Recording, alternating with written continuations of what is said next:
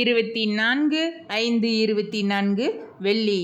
பொதுக்காலம் 7ஆம் வாரம். முதல் வாசகம். இதோ நடுவர் வாயிலில் நின்று கொண்டிருக்கிறார். திருத்தூதர் யாக்கோப்பு எழுதிய திருமுகத்திலிருந்து வாசகம்.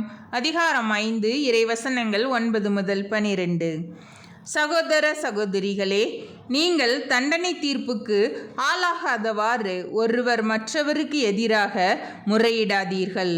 இதோ நடுவர் வாயிலில் நின்று கொண்டிருக்கிறார். அன்பர்களே, நீங்கள் துன்பத்தை தாங்குவதிலும் பொறுமையை கடைபிடிப்பதிலும் ஆண்டவரின் பெயரால் பேசிய இறைவாக்கினரை உங்களுக்கு மாதிரிகளாக கொள்ளுங்கள்.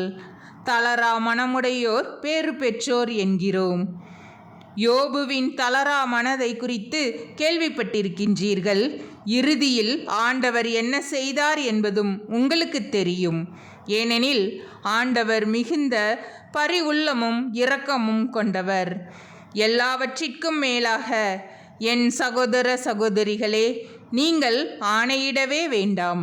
விண்ணுலகின் மீதும் மண்ணுலகின் மீதும் வேறு எதன் மீதும் ஆணையிடாதீர்கள்.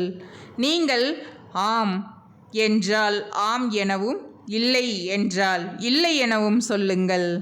அவ்வாறு செய்தால் நீங்கள் தண்டனை தீர்ப்புக்குள்ளாக மாட்டீர்கள். ஆண்டவரின் அருள்வாக்கு. இறைவா, உமக்கு நன்றி.